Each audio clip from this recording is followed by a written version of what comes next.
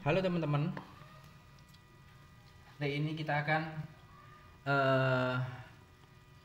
memberikan tutorial atau edukasi tentang instalasi atau pemasangan konverter fiber optik.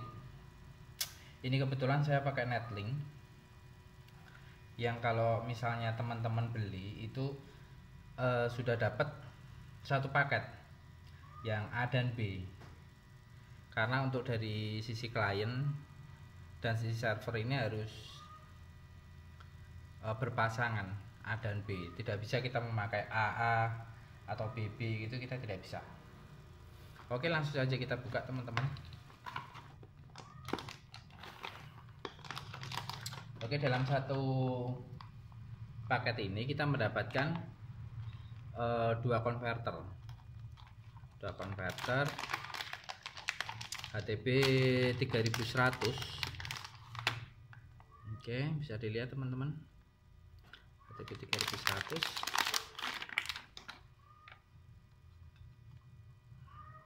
Oke, ini A dan B. Jadi ini memang satu pasang. Jadi kalau misalnya kita di server pakai A, berarti di sisi klien pakai B. Misalnya di sisi server pakai B, sisi klien pakai A gitu. Jadi tidak harus sisi A harus server, B klien, atau sisi A harus klien, sisi B server. Itu tidak harus. Kita bisa dibolak-balik. Gitu, oke. Sekarang dalam boxnya ini kita juga dapat adaptor teman-teman, adaptor 5 volt 2 ampere. Oke teman-teman, 2 ampere. Oke, langsung saja kita coba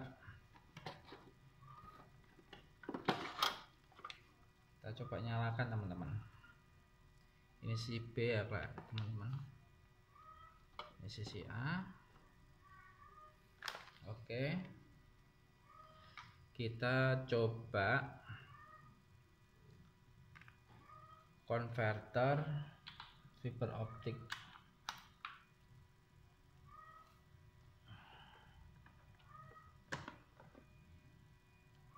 Oke, sudah nyala teman-teman powernya.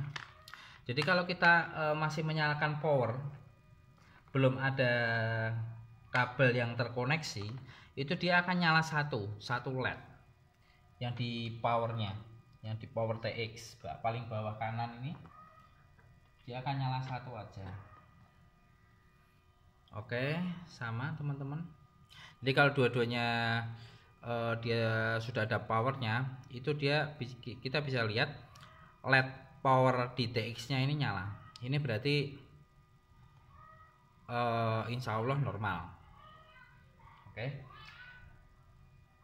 sekarang kita coba, kita asumsikan bahwa di HTB yang A ini kita gunakan sebagai server, dan yang B kita gunakan untuk klien.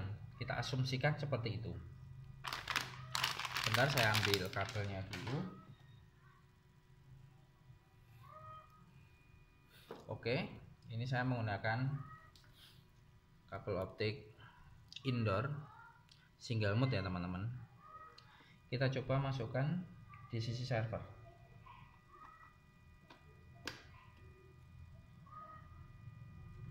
Satu di sisi klien teman-teman. Oke. Ketika dua konverter ini sudah saling terhubung, itu kita bisa melihat di lampu LED yang di FDX, LED paling atas kiri, baik dari sisi server maupun klien, ini dia akan nyala teman-teman. Jadi kalau kita melihat power di bawah, untuk melihat koneksi ini sudah terhubung, berarti kita bisa melihat di atas. Oke, paham ya teman-teman? Oke, dari proses sampai sekarang ini berarti dua konverter ini sudah terhubung. Sekarang kita coba untuk memasukkan data di dua konverter ini, teman-teman. Nah,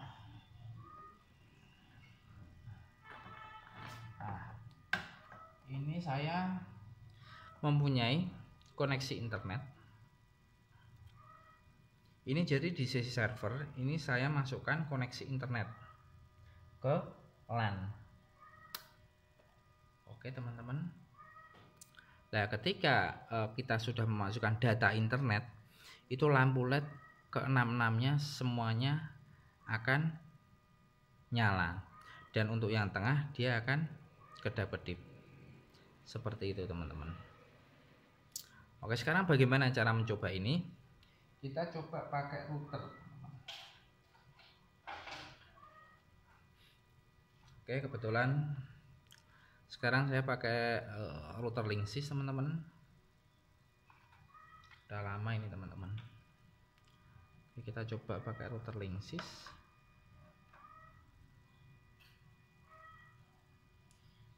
Kita coba nyalakan powernya dulu, teman-teman. Oke, sudah nyala. Sekarang kita coba pakai LAN. Oke. Kita masukkan ke routernya, teman-teman. Oke. Nah, ketika konverter di sisi server dan di sisi klien dia sudah terkoneksi sempurna, maka lampu dari kedua konverter ini dia akan nyala semua ke 66-nya. Oke, jadi topologinya seperti ini, teman-teman. Dari sisi server kita input dari Ethernet, output ke fiber optik. Oke, fiber optik ke dari sisi klien. Di konverter sisi klien itu input fiber optik, outputnya Ethernet. Itu setelah Ethernet ini kita sambungkan ke router. Seperti itu, teman-teman. Jadi dengan konfigurasi seperti ini sisi klien dia sudah bisa internet gitu. Dan memang rekomendasi sekarang itu untuk jarak di bawah 500 meter itu memang rekomendasinya menggunakan kabel fiber optik, karena selain koneksinya jauh lebih stabil dibandingkan access point, dari sisi harga pun bisa bersaing, teman-teman. Jadi dari sisi harga pun bisa dikatakan bisa lebih murah dibandingkan dengan access point, gitu, teman-teman.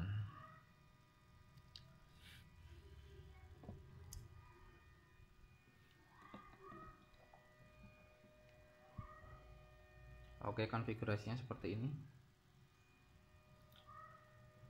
Cukup sederhana, teman-teman. Dengan jaringan fiber optik